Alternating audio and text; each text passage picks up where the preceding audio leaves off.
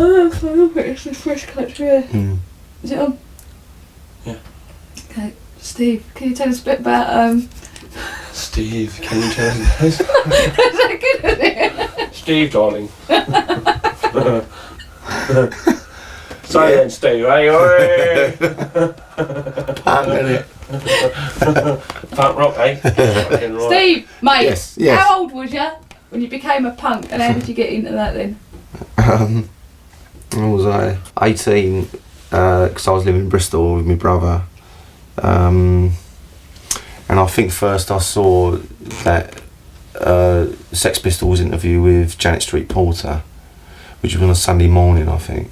And then there was because I was working at hospital at the time in Bristol, and one day this girl came in wearing really weird, well, I mean just like baggy trousers and, you know, plastic sandals and stuff. And I said to her, "You're a punk rocker?" And she was like, "Yeah, it's a really great music and all this." And I didn't know where to go to see that sort of stuff. And then I saw the Clash advertised at the Colston Hall, and I think that was 70.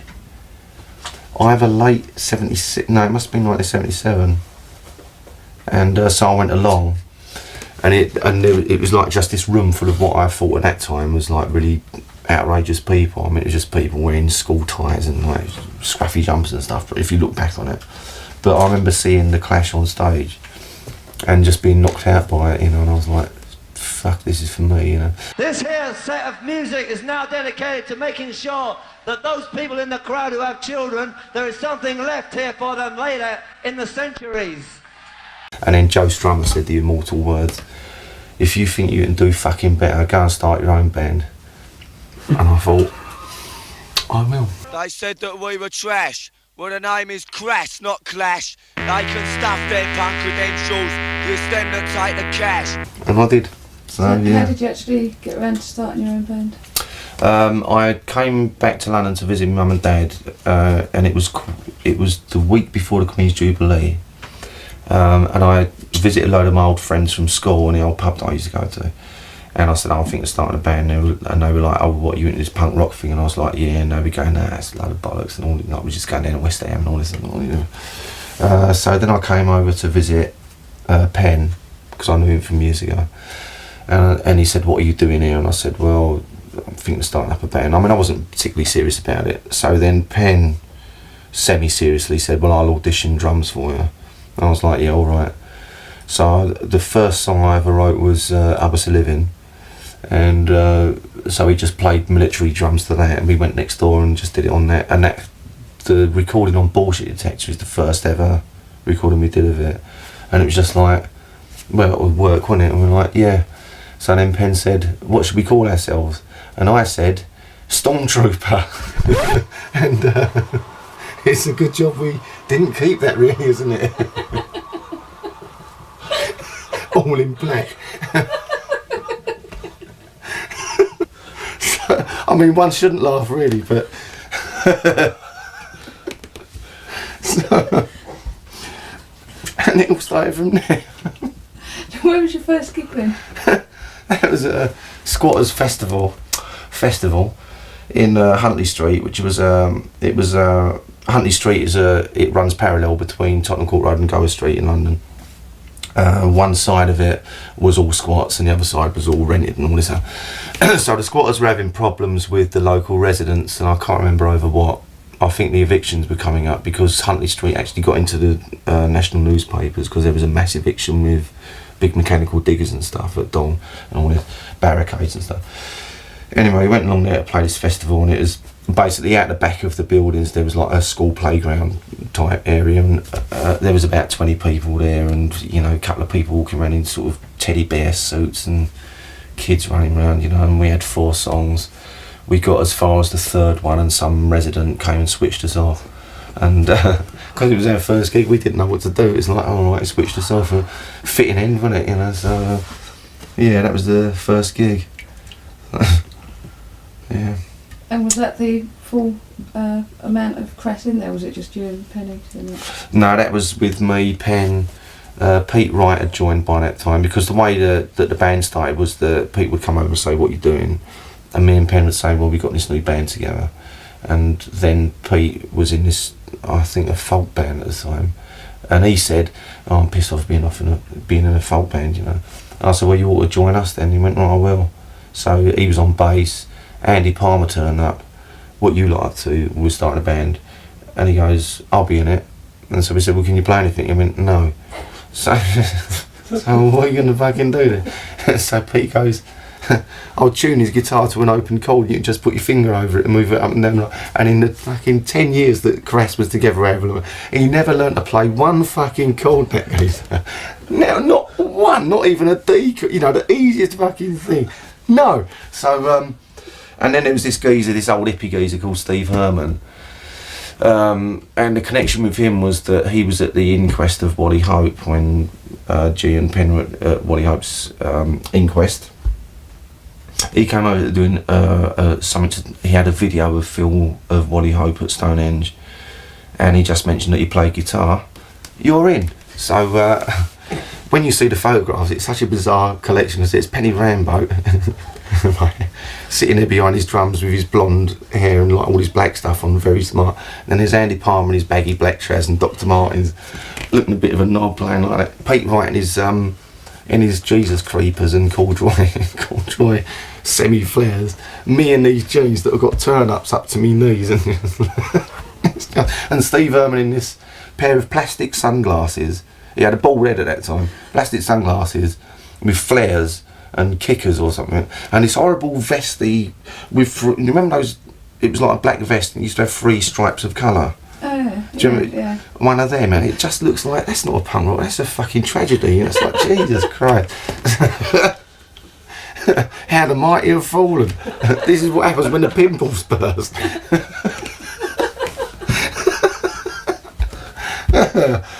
Oh dear. Take a look at this. Is that why you decided to change your image then? We saw those photos, fuck it, let's dress in black, bollocks. No, it was like Steve Herman looks like, we'll get him out. And it was out. I can't remember why we got rid of Steve Herman. I can't remember why he left. I really can't remember now. Some argument we had with him. But anyway, that was the lineup at the time. Yeah, it was, you know, it was a full band at that time. But I think it was about 3 months before our next gig, and by that time Phil Free had joined and Steve Herman had left, and I really can't remember why. I can't remember why at all. So how long did it take from the moment you all formed to actually putting out your first record then? We formed in April '77, and Pete Stennett got in touch with us summer of '78, something like that. By then you'd done quite a few gigs. Yeah, I think it was picking up. I think we no, in fact, no, we hadn't. Or had we? Yes, we had. That's right. Because the first year of 1977, it was basically we played the Squats Fee Festival, the first Roxy gig, which went really well and it was really good.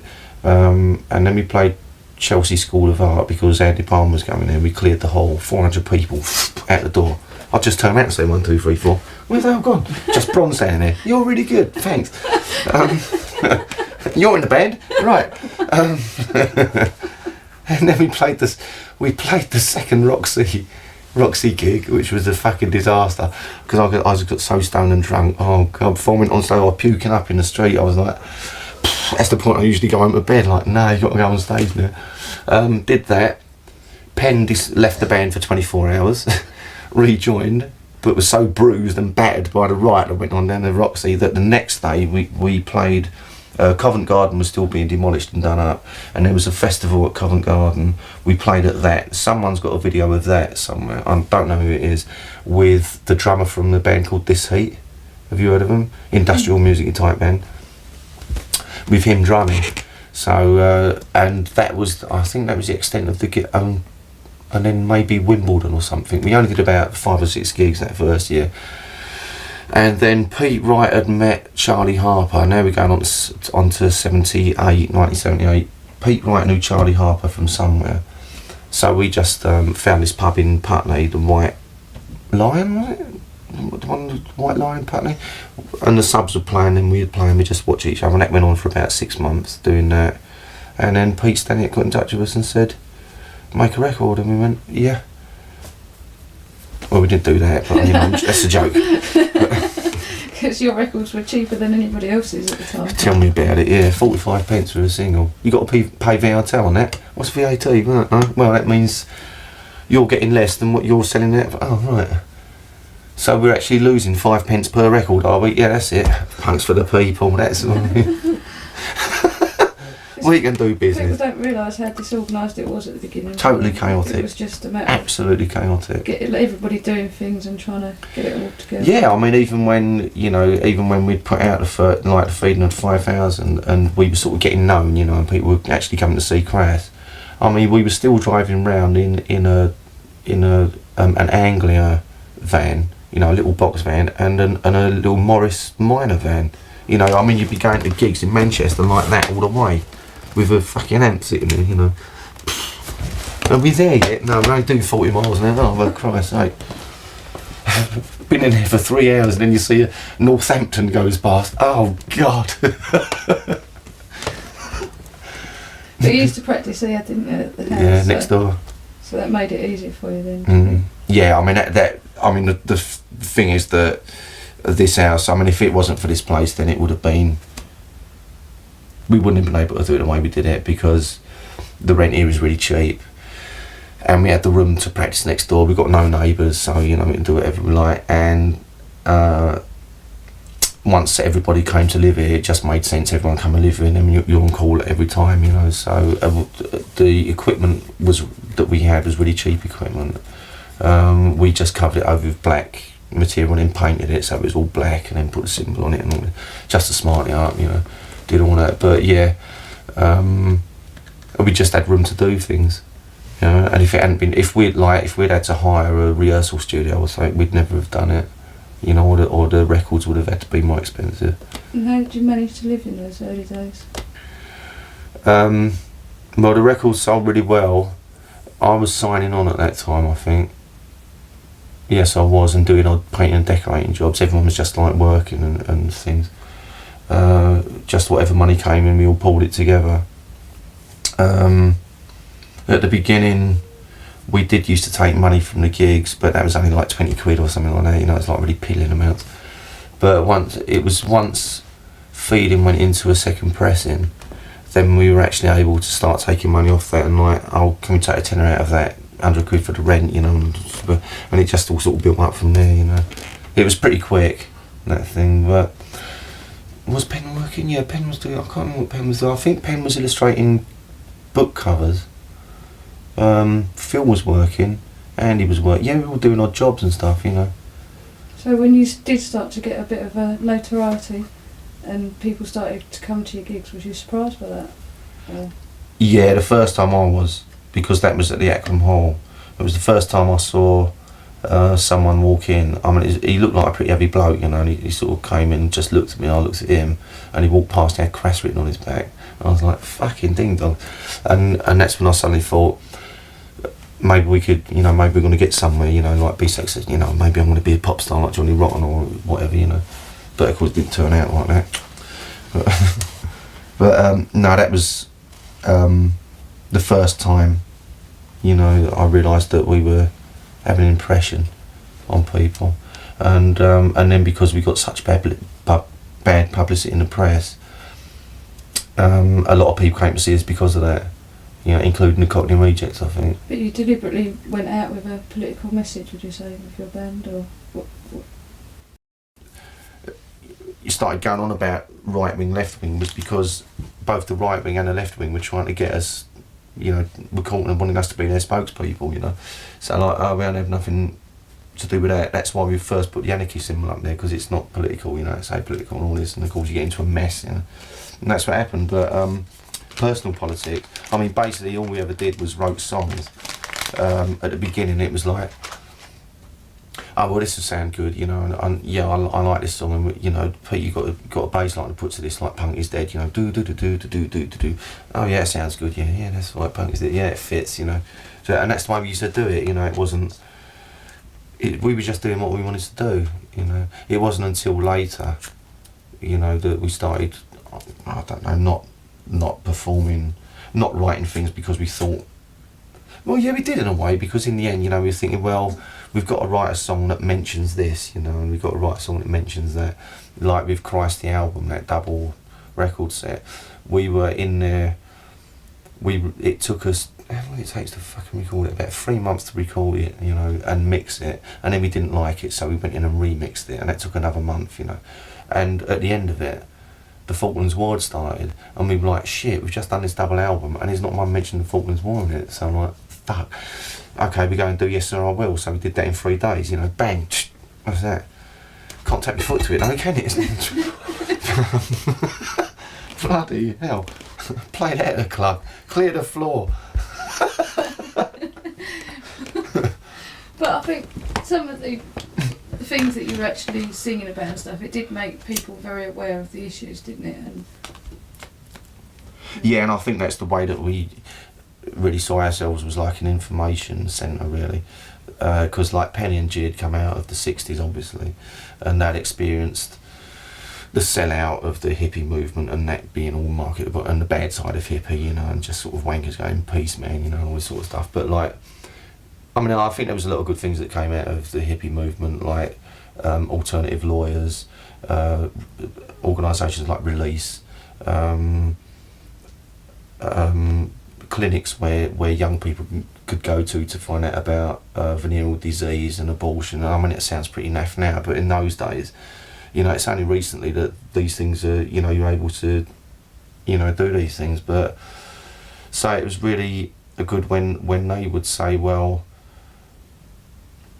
we should speak about this, you know, and okay, if we're saying to people, live your own life, then we should at least show them how to bake a loaf of bread, because if you only got 20 pence, you can buy a bag of flour, mix some malt with it, and you made a loaf of bread, you know. And it's like, it's that easy, so you don't have to starve, you know, so you can be self-sufficient.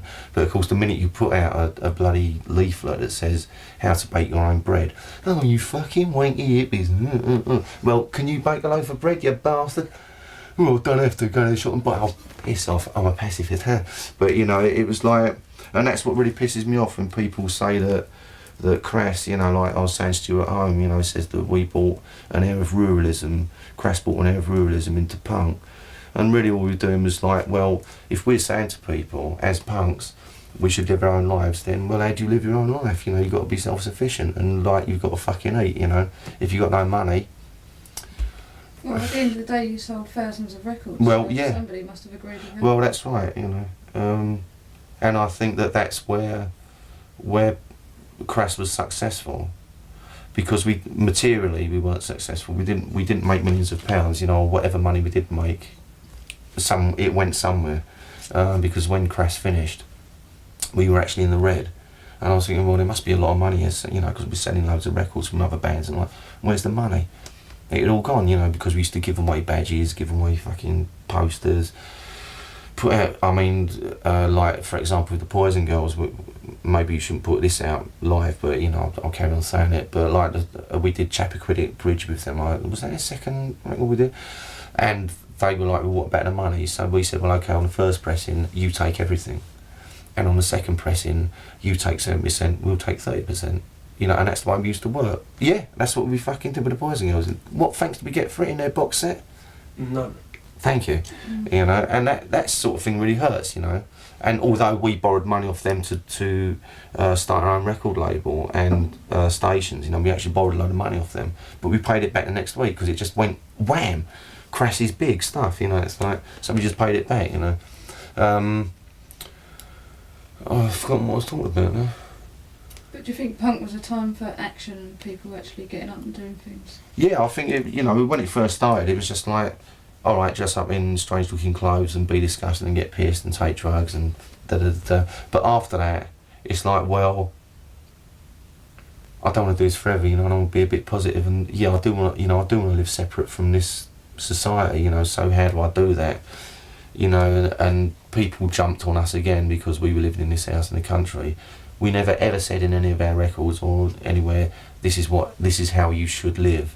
because some people it don't suit, you know, like Gary from Dirty, he couldn't live out here, you know, neither could Colin from Conflict, you know, it's like, forget it, they're lost, you know, I quite like it, but like, it was just trying to say to people, you know, if you want to be outside of that fucking system, you know, you've got to be able to survive, you know, there's got to be an alternative to the dole, you know, for a start off.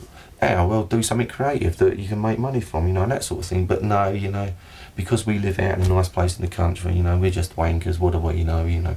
We've been to art college, I haven't actually, you know, but which turned into being to university. Wish I had, you know.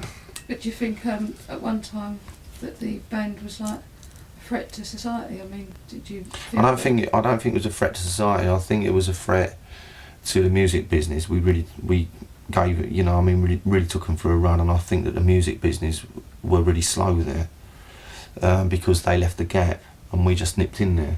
It just worked like that. And it was funny because I was thinking about this the other day, that if you look at a music paper from the 80s, you look in the alternative charts and it's all like Flux Pink Indians, Rebella Ballet, Annie Anxiety, God Help Us, you know, Conflicts and all that lot. It's gonna look good, isn't it? No, I think we just nipped in there, all of those back, and it just happened at the right time. I mean, that's not going to happen again for a long time, you know, because the music business was sort of sewing it up. But, I mean, there was a point where Crass, the band, was selling more records than AC/DC. And that is the truth, you know, actually selling more records. Who got in the charts? Not Crass. But, you know, so we were a threat to the music business because we showed it was possible to do that if you really wanted to do it, you could do it, you know, you could have your own record company, your own band, and have complete control, and you didn't have to make thousands of pounds, you could, you know, and yeah, your mates could come up to you and say, can I make a single, let's, you know, well, have you got a tape we can hear? Yeah, it sounds alright, you know, yeah, we'll do it. You know, like the Snipers, I mean, that's not a brilliant record, but, you know, we're just all mates, you know, and that's the way it should bloody work, you know. Try telling that to Derek fucking Bucket these days, you know. One of my best old friends, you know, from Flux Pink Indians, won't even call me back on the telephone. Why not? I'm his old friend, you know. And he can't say he's too busy. I'm always busy, but I can always call my mates back.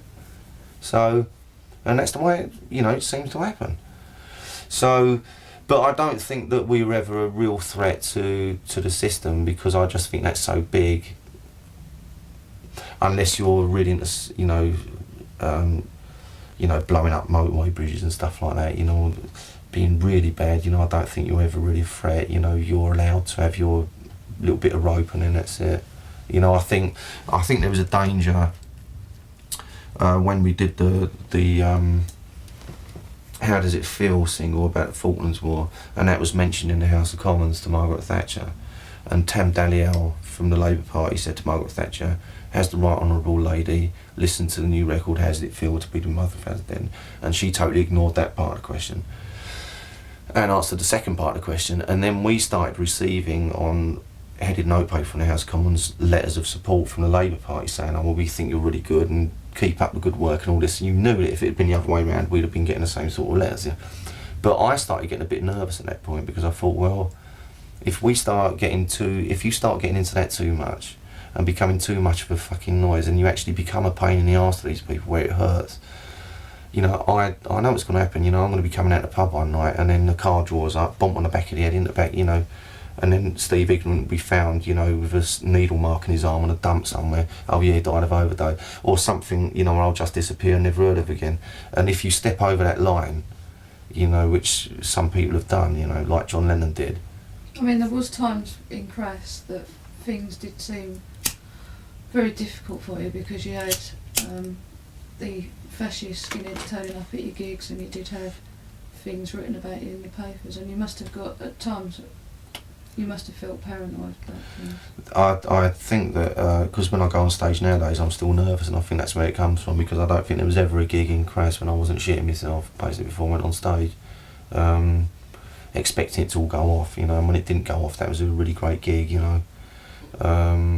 And yeah, I spent basically 8 years in Crass with my head tucked down between my shoulders waiting for it to fucking start, you know. But I mean, do you think the fascist skinheads turned up off their own back, or do you think they were coerced into coming by the music press and various things like that?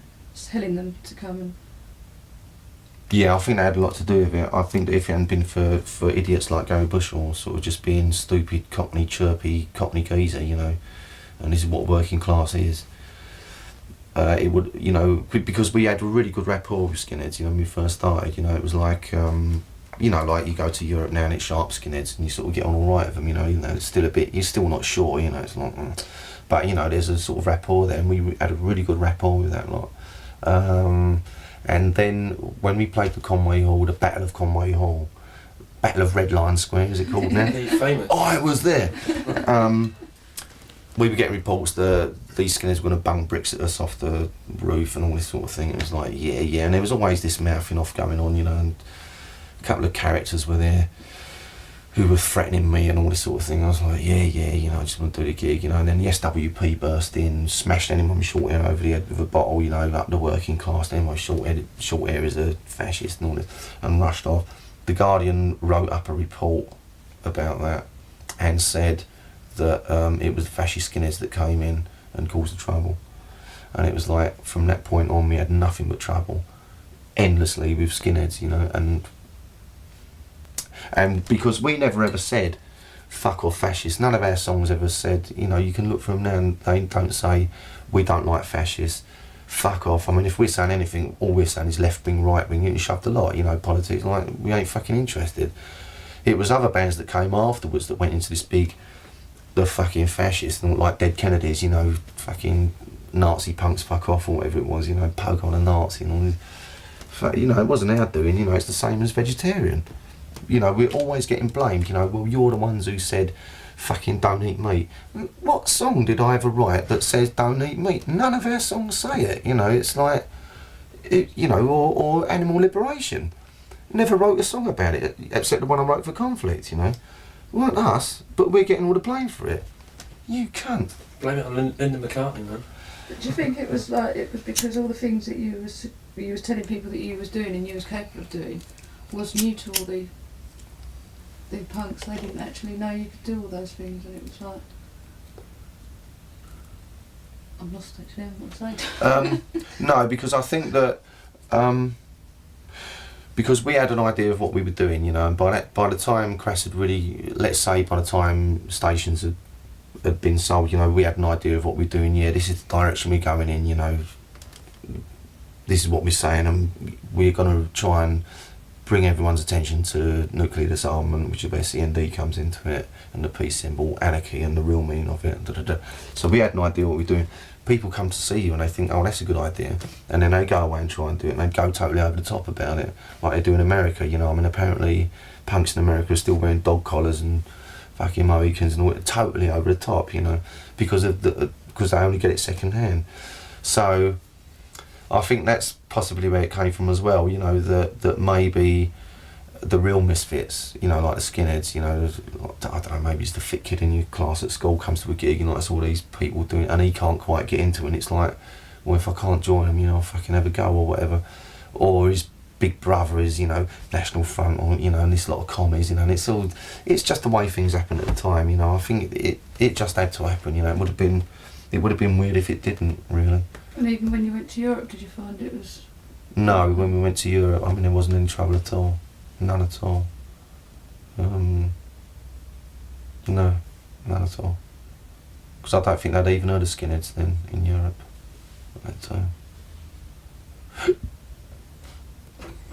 You used to enjoy being in a band then, touring and everything? I mean, Honestly? do you miss it now? I like it now. It's when I think back and it's like, because I'm sure everyone's got this idea of like, oh Crass, you know, this really big band, you know. I mean, what it used to be was us all sitting in this Sherpa van, shivering our asses off, you know, either having stayed around someone's house, I use the word tentatively, like an empty shell, you know, with like bare floorboards and where they've ripped the carpets up and the nails sticking up, you're sleeping on that, for fuck's sake. For the people, by the people, fucking hell. And there's me going, well, where's the hotels and shit? I'm sure it's time now, you know. I've been doing it for 4 years. But, yeah, it was that. And I mean, talking to Gary from Dirt the other day, and he was, you know, he was reminiscing as well, and he was going to remember, you know, when we used to, all 15 of us would stop at a service station and we'd buy 2 loaves of bread and 2 plates of chips and just all make chip sandwiches, and that would be it. That would be the dinner. And there was never any money around, you know. I mean, the amount of times I used to have to ask people for like, then there's 50 pence so I can get a beer, and I'm in the fucking main band. Where's the money gone? To the benefit. Well, what's the benefit for? Oh, the donkey sanctuary. Great. Right. Well, I enjoy it. Hope those carrots choke you, you bastard. For fuck's sake. I mean, you can only go so far. So no, I mean, looking back, yeah, it was a laugh, you know. But on the other hand, I think we were really, in some ways, naive about it. You know, we were certainly not business-wise. It was a disaster because the money just went, you know, and a lot of people made a lot of money from us. We're talking about 600 quid, 500, 600 quid a night, and that was in those days. What's that? 15 years ago, something. A lot of fucking money, you know. So someone did really well out of us. But because, you know, oh, we have to stick to our principles, we were just totally over the top about it, you know. Well, not anymore. So Did you think at the time you were being ripped off? no, because it was just, that's what you were doing, you know. It's like we're all in it together, we're all mates, you know. It's like, no, we don't want the money, you know. No, fuck it, you know. I'll eat when I get home, you know. It's only when you look back at it and you think, no, we could have really done something there, you know. We could have taken some of that money and, I don't know, do what the Levellers did, you know, which is what we always wanted to do, which was actually take out a whole advertising hoarding and put a bloody Crass message on there, you know. We never had the money to do it, you know, and that's the sort of thing we wanted to do. But, Did you get annoyed with did you get annoyed with people imagining that you were rolling in money because of the amount of record sales and stuff like that, the amount of gigs you were doing? Did that piss you off? Yeah, it used to really hurt me because it wasn't. I remember we did this. We turned up to play a gig in. The only stipulation that Crass used to make was that the stage has to be at least 3 feet high, because if it's any lower, it's just below your knees, and the people at the front used to almost get their legs broken because the crowd would push, and you'd see these people, and it's like, oh god, their legs are gonna break, you know. So if it's 3 feet high, at least your thighs sort of stop it. So we went to play at Bradford, and Dad said, yeah, the stage is all ready, and so we turned up there in the afternoon. No stage. So where's the stage? Well, we've got these pallets outside, so not only are we the band sort of having driven all the way there, but we've got to fucking build the stage that we're actually going to play on for the privilege of playing the benefits, and these people take all the money anyway. So dragging these pallets and stuff. And the guy who organised the gig said, Steve, can I talk to you, you know, separately, like do a little interview sort of thing? And I said, yeah. Went to one side, and I'm surrounded by this semicircle of people, sort of like student types, you know, or maybe it's wrong to say that, but like real arty beard, you know, corduroy jacket types, you know. So, you know, firing questions at me, and I'm like, what, are you? And their main thing was like, why are you charging £1 to get in tonight? Because there are a lot of unemployed people in Bradford. And I said, well, I don't think £1 is too difficult to get hold of, you know. I mean, even I get hold of that, you know, and I'm sure that people are going to have more than that because they're going to be up the bar later. Well, you know, don't you think that you should have a separate queue so that people who've got dole cards can pay you only 50p and get in? And I said, no, because it's like a benefit, and you know, who's going to stand at the door and say, right, show us your dole card? Because everyone's going to have a bloody dole card.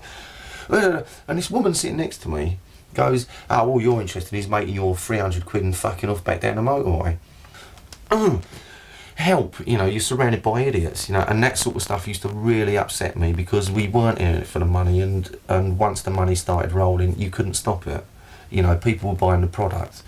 What are you going to do? Oh, we don't want the money, just throw it away. Basically, we did, you know, because we did stupid things, you know. Some of the bands that we recorded, you know. I mean, I think we got a lot of respect for what we did because we did stick to our guns, you know, and you know, we didn't sell out, you know, whatever that means. Because it means something different now, but we never did that, and we did what we said that we were going to do, you know. And we did provide, we gave bands that would have been heard by anybody an opportunity to record, you know, put out a record. Whether the record was crap or not is beside the point. We actually did that, and we did produce the Bullshit Detector albums, you know, where people just playing on biscuit tin actually got an opportunity to put, you know, be on vinyl, and they still are. But then the mob were really upset because they said they'd been overproduced, you know, by Penny Rambo from going in the studio. And it's like, well, what do you want to do then? Just put your demo tape out or what? You know, it's like, and I mean, I think our mistake was that we always assumed that people that we worked with or came in contact with felt the same as us. So, going back to One Little Indian, I mean, I always assumed that at some point I would be able to go to Derek Burkett and say, well, I've got my demo tape here, you know, give it a listen, maybe we could do a record together. But I ain't even going to bother because, like, if the guy can't even telephone me back, you know, and I'm an old friend, you know, and I'm not phoning him up because he's putting Björk out. I mean, she's an old friend, you know, from years ago. Anyway, you know, used to come and stay here and stuff, like, you know, Aynard, lead singer, I used to go drinking with him and stay around his house, you know. So it's not like I'm after this glory thing, it's just like I really would like a bit of help here, you know, to sort of put a product out. No, you know, and it's like, it's all such big business now, you can't even get to talk to the geezer. You know, you've got to go through 15 secretaries or something, you know. At least with John Loder, for all of his faults that people say he's got, you can still get through to him. Any of us, you can get through to us on the... So it's like a real shame that, you know, and that really surprised me. Because I thought that, well, if all these people are starting up record companies, you know, record labels, then yeah, we've got a real chance of like starting a network where there's endless cheap records coming out, you know, and we can just work on this. Who needs the major record labels? But it didn't turn, you know, everyone fucking got bought out, you know, or, you know, sold up, or whatever it is. And did you have any good times with Crass then? Yeah, we did, as it goes. The best one was when, I think my favourite time with Crass was the first van we had was a blue, I can't remember what it is, a J4 it's called, and it's a really old flat fronted van with sliding doors, right, and the bit in the middle where the gear lever is, that was the engine goes, so someone had to sit on that. We all ended up with piles, right, after a dot in my arse, right. So, and it always had a slipping van belt. Like this. So we go off to Liverpool, and I've been to Liverpool a few times, so I said to the rest of the Crass, if you're asking directions, don't open the doors, just open the windows, right, because they're really fucking leery up there. Yeah, so off we go up to Liverpool, ladies' gig, driving around the back streets looking for Matthew Street. Pete, right, oh, there's some people, I'll ask them. Switches off the engine, I was like, no, don't do it. Opens the door and goes, oi mate, can you tell me where Matthew Street is? And these guys come around and go, Scotland, Scotland. Oh no, here it goes. So the bloke comes up, what do you want, mate? And tell me where Matthew, and the bloke goes, I'll have those. Tries to grab the keys, the Pete goes, fuck off, and the bloke goes, pop, pop, pop, just starts hitting Pete in the face, right? So he goes, start the van. By which time these blokes are trashing the van. I looked up, this bloke's fist smashed through the window. I'm like, oh no, we're gonna get killed. Penny Rambo is in the front of the van, feet on the dash, like with a fag, and he goes, I rather think you should start the van, Pete. And these blokes going like, start the fucking van. God, that was great. God. That's really good times. No, that was excellent. I mean, I couldn't help laughing even at the time because it was like, you've been framed. Take a look at this. Crassic then came to a nice, comfortable gig. And then the Skinheads turned up later. Seagull, don't bother, mate. We've had enough today. Like, you ain't even gonna fucking ruffle the surface. Oh, right. But no, they were good times. I mean, it's not really concerts that I remember so much, but it's like the people that we met, you know, and people that I'm still in contact with, you know, and people that I don't know, not in contact with, but they're still around, like Rodney Relax and the Scottish Light, you know, the Alternative. You like, you know, Rubella Ballet and Gary from Dirt and all, and they're all still around, all still doing things, you know, and that's the best bit about it. Because that, you know, I mean, that real friendship, you know, it don't go away, does it? So do you feel like you actually made some real friends while you were doing your stuff? Mm. Some real friends? Yeah, and I think that all the people that were involved in that stuff at that time, don't matter what they're doing now, they've still got those sort of principles. You know, there's still that basic, I don't know, none of them are capitalist bastards, well, apart from a few that I've already mentioned, but, you know, I don't think I need to rub it in anymore, Derek. But do you remember the way that some of the women were at the time? Did they make an impression on you, the punk women? Did they seem different from people at the time, women at the time? Well, although even because like in Crass, you know, the women in Crass were putting forward their message, and I was like supporting that, and trying not to be patronising, and still trying to be a sort of young bloke, you know, and sort of being really confused about it and all the rest of it. Yeah. I always felt that what was lacking in punk was that it never actually achieved. You know, women were never equal within that, because not a lot of, I mean, there was always more men than women at gigs, for example, you know, and I don't know, maybe women didn't like the music so much or whatever, you know, maybe they were elbowed to one side, but I don't think punk ever achieved that equality with women, even though that's where the message from women for women was coming from, and not just from Crass, but like from all different people. And it's the same with black and white, you know, I mean, punk never ever achieved that black and white together, you know, and I think the only thing that's achieved that up to date is the rave scene. I think that's the only place where everybody's equal within But that. do you think the rave scene is, I mean, to some extent, the Crass scene and that scene around punk then went on to Travellers and, you know, the Crusties that we used to call them and all that, and do you think that's gone on to the rave scene? I think that a lot of the people involved in that are people that were around at that time and have used all that knowledge and information, and that's what it's culminated into. And I you know, I don't think it's Crass started it or anything, but you know, it's from that era, you know. Just that's the way it's all gelled together, you know, and Crass was the starting point, you know. Or you know, all the other people that were around at that Crass time is what I mean, you know, because I don't think that we were responsible for anything, for everything, you know. But at the time, you know, I remember thinking at the time, you know, well, it's all very well, you know, the women sort of saying their piece, but I mean, where are the women? You know, I mean, you never really saw many women at punk gigs, you know, as far as, or they all had bloody boyfriends if they were. You know, so. What do you mean, Steve? I saw you with a different woman every time.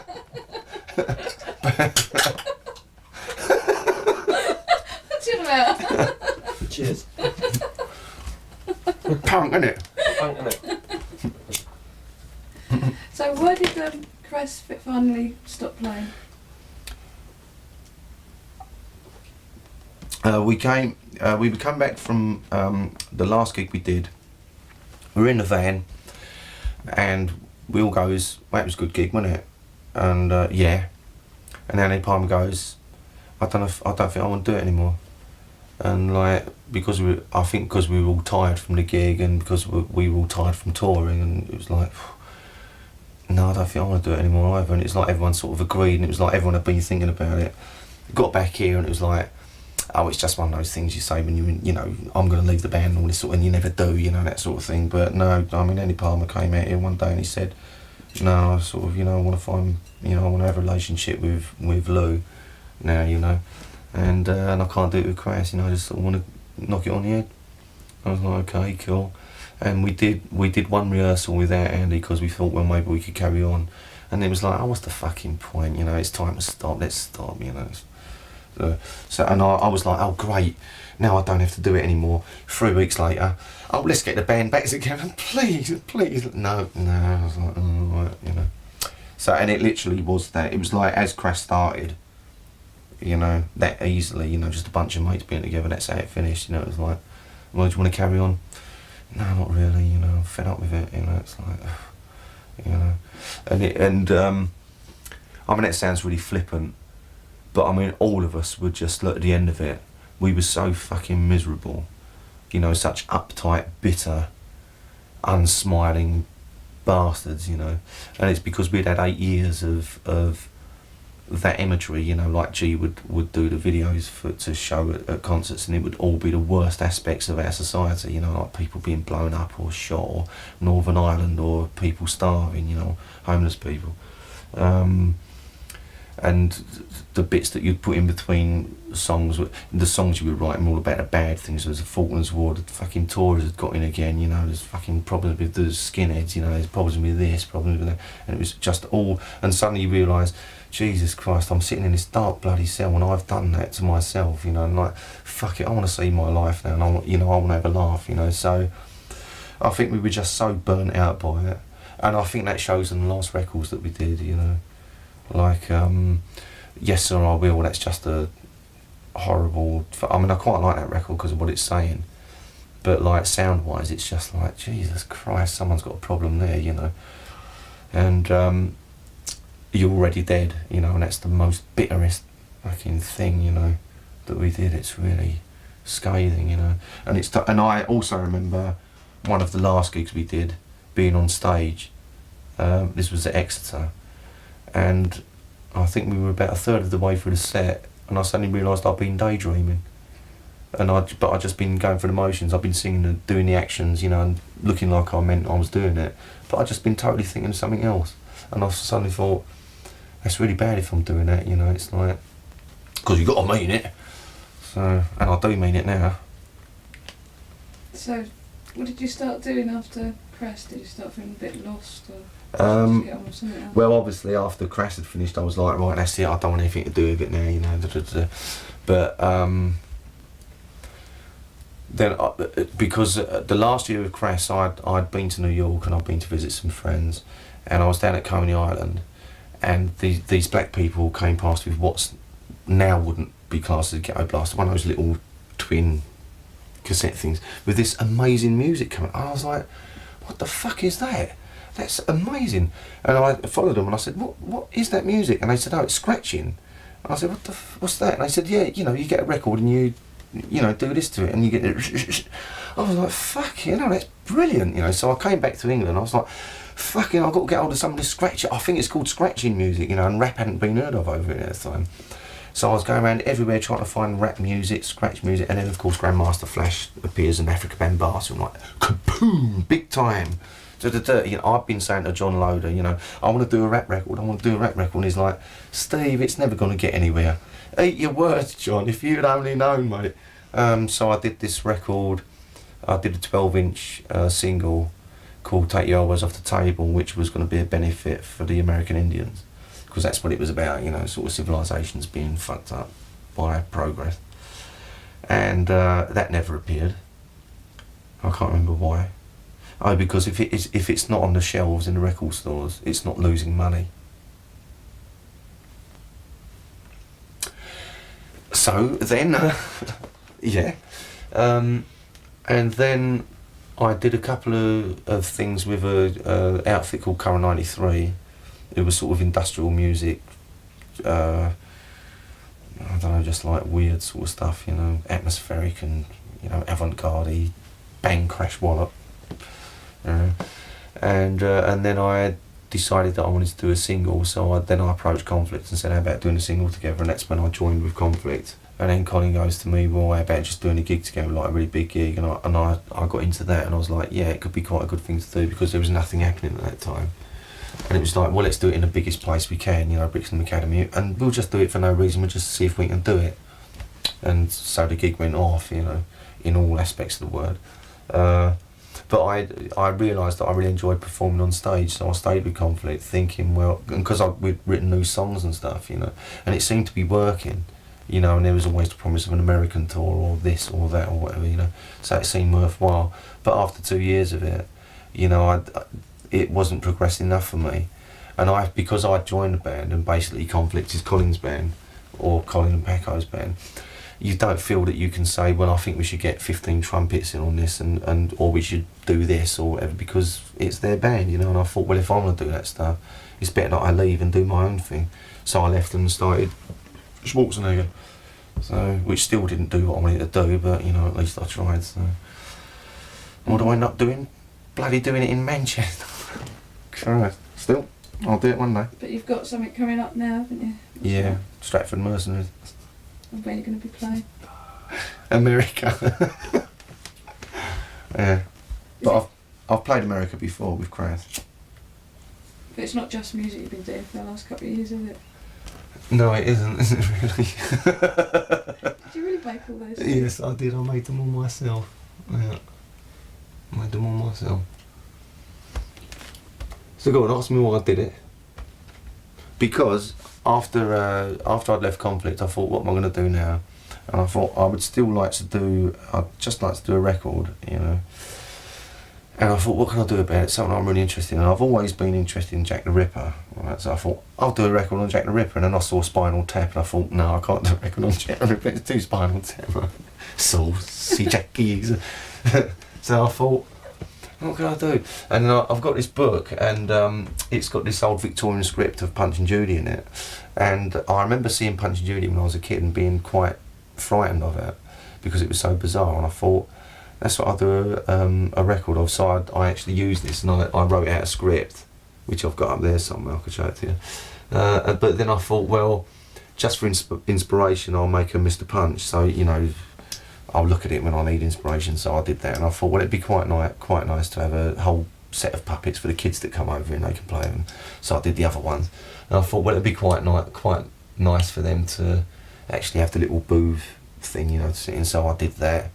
And I thought, well, I might as well bloody try and do it. So I did, you know, I got the swazzle and did it, and it was great. And suddenly someone said, you can earn 75 quid a show doing that. And I was like, I'm interested. So that's what I did for 3 years. No, longer than that. Like in 4 or 5 years I've been doing it. And I'm good too. One of the best. You just done festivals in Britain, or? Well, I do. There's the Auburn Festival that I do every year at the Seaside. That's every August, and there's the Charles Dickens Festival I do at Rochester. But I spent about 3 or 4 years doing private parties, going around to people. You know, I went for an entertainment agency and went into people's houses, and that was quite good. But there was something a bit horrible about it, because you go in there and all you're doing is supplying you're just a service.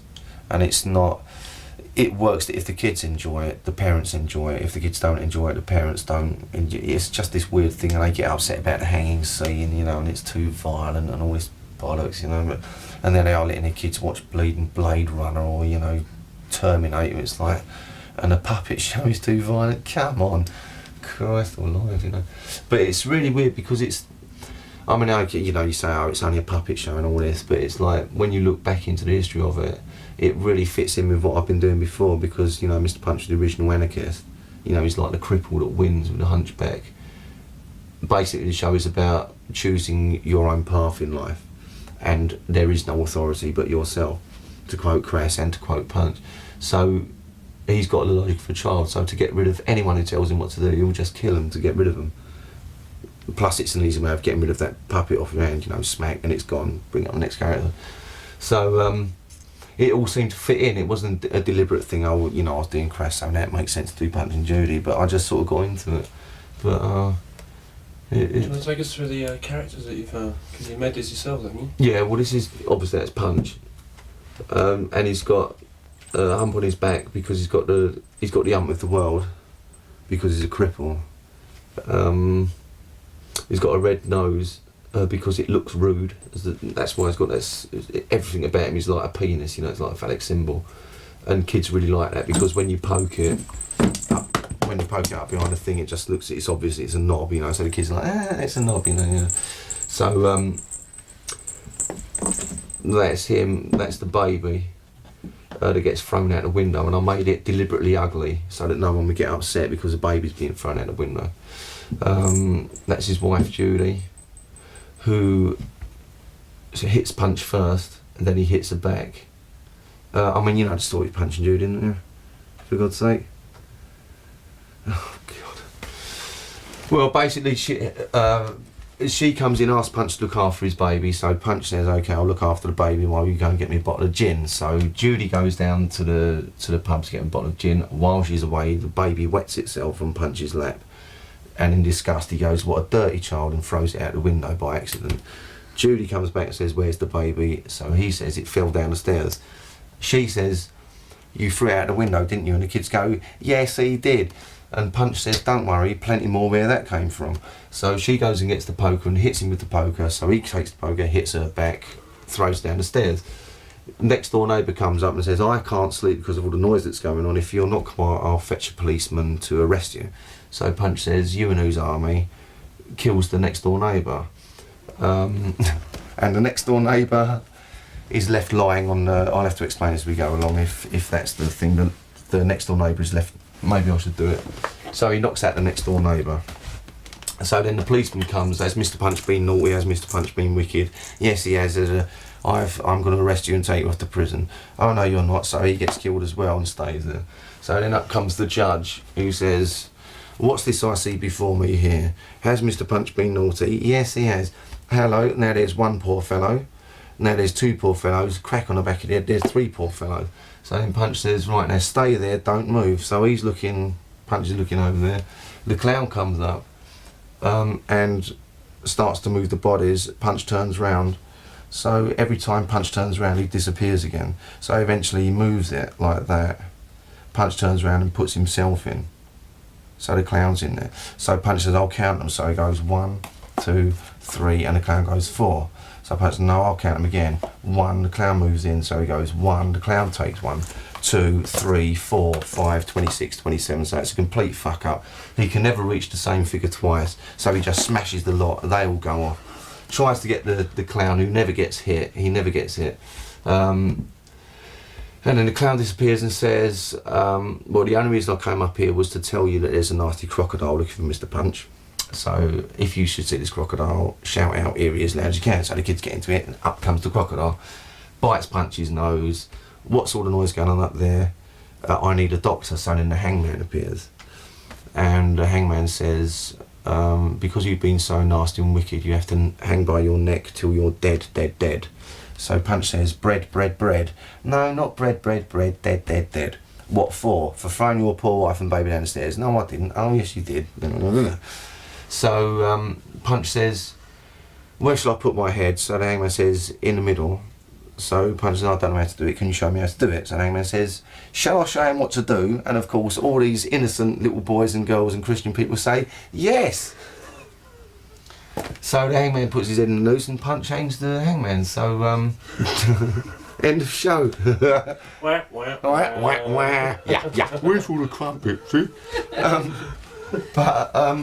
I mean, the thing is that it sounds really... I mean, you can't get the idea of what the show is unless you've seen it, you know. Maybe you should come and film me doing the show, you know, if you get the chance. It's totally different. But, I mean, basically, Punch became, in the late 1800s into the beginning of this century, Punch was like a real working class hero because he was the only person who could knock down a policeman and not get arrested for it, who could actually trick the hangman into his own execution and just get away with it. You know, he could beat the wife up and get away with it, kill the kid. You know, at that time everyone was having kids, like fucking kids, you know. Everybody wants to do it at some point. Fucking... So, sometimes in the show you'll see the doctor, and the reason that the doctor was always bashed about in Punch Judy shows was because when criminals were executed at the gallows, the doctors would use the bodies of executed criminals for dissection, so they were hated by the working classes. At the time he became a folk hero. What really did it was because most people in those times, I mean, like one of the last hangings that went on was a kid that was walking past a printer's shop. He was 13 years old, and this is in 1857 or something. And he just had a stick, and he saw the window was broken, so he just put his stick through and pulled out a bit of printer's ink, and he got hung for it. Fucking 14-year-old kid. So, and that was, I mean, there was over 100 slang words for gallows, you know. So most people were thinking, well, I'm not going to make it past the age of 21, you know, I'm actually going to hang on the gallows, you know, end up on the gallows. So when he actually put, you know, Jack Ketch into his own noose, yes, fuck, you know, it's like hanging Margaret Thatcher or something, yes, you know, everyone loves it. And that's where it all comes from, tradition. You know, it's a real, there's a lot of little bits and pieces that have been lost now. But there's another, in one of the old scripts of Punch and Judy, which ties up nicely with the Falklands War. there was a character, the blind beggar, where the blind beggar would knock on a door and Punch would open the door, and the blind beggar didn't realise the door had been opened, so he'd knock on Punch's face, and Punch would say, "Who are you hitting?" and hit the blind beggar. So, and he'd say, "I've lost my sight in the sands of Egypt. Give us 8 for a blind beggar," and Punch said, "I'll give it fucking 8 right back the geezer." But where that comes from, "I lost my sight in the sands of Egypt," was when the British forces were deployed against Napoleon. In Egypt there was a sand fly that gave you a disease of the eye, and it led to blindness, you know, temporary or permanent. When the English soldiers came back from France, they weren't given, from Egypt, they weren't given any pension, they were just left to be beggars on the street. Fight for your country. Fucking joking, aren't you? Which is the same thing as what happened with the Falklands War when the veterans came back. And people who'd been blown up, had bits missing, weren't allowed to take part in the victory march because the sight of them might upset people. And it's the same, so there's a lot of little references in there that I thought, you know, it sort of fits in, you know. But like, the sight, we've just had a war with Argentina, a war, and someone with a bit of their leg missing might upset us. I thought that was what war was about, funny enough, people being blown up and shot to bits. That's it, you can turn off, pack up now. You need to wrap up now. Hmm? You need to do a finishing comment. You did it. No, like, thank you very much, Steve, for letting us come round. I ain't doing that bollocks. And then, now? What, thank you very much, Steve, for letting us come round. That's a pleasure. She says intimidatingly, "Oh, thank you very much, Steve." What's the point of that? You didn't want to think I was putting the whole thing on there. Put that out of Big context. edited. That's going to sound really weird, isn't it? Whatever.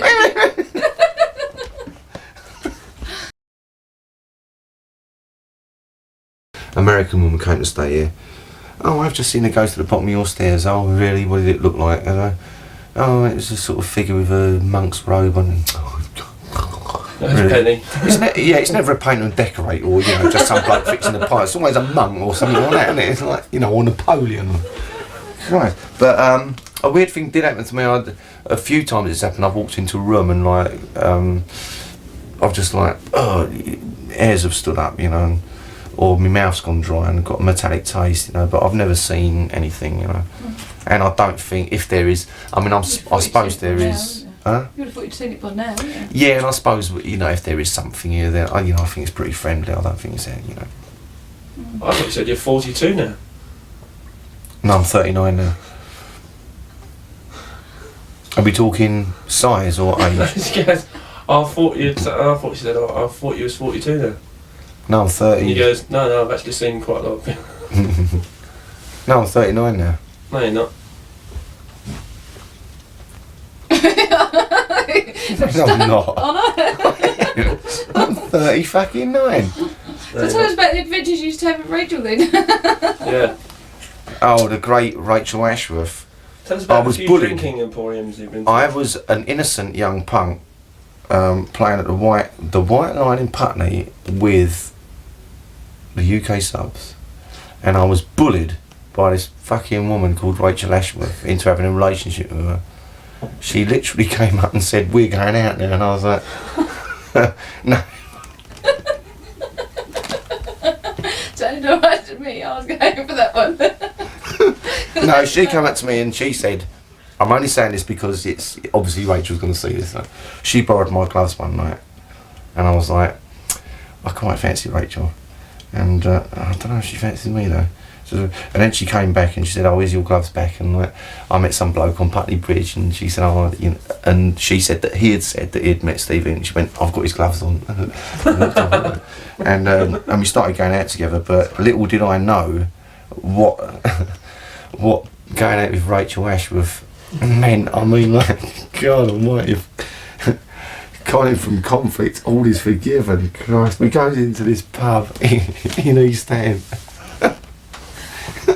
Put the camera on, see. It's not bad if you're excusing Colin from conflict, isn't it? It's got to be a complete dart, isn't it? We went to that pub down on Catherine Road, round the corner to your mum and dad's house. And you know, you used to get really big blokes in there, like big necks. I mean, big blokes, and then me, like a spike here. "All right, mate, how's it going? You know, can I come in your pub?" "Yeah, if you're quiet." "All right, I won't say boo." Rachel's standing there. "Who you fucking looking at?" And this geezer goes, "I'm looking at him." "Well, don't fucking ever go at him. Ever go and like. that's my girlfriend offering these blokes out. And I'm like, shut up. And they're all laughing. They go, would you fucking say? I didn't say a word, she said it. I'll fucking have you. Leave off. Cry. I'm going home to Epping. God, I used to get on that train at East Ham, like, Jesus Christ. And then Rachel would phone and say, you coming out tonight? Oh, where are we going? Yeah, I thought we'd go to disco in Sidcup.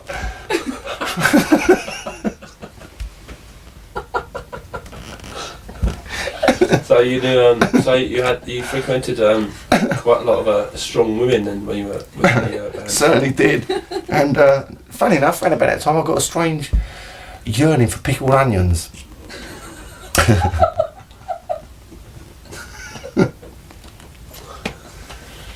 Didn't they all, mate? Yeah, nice one, Rachel. Pickled onions, yeah.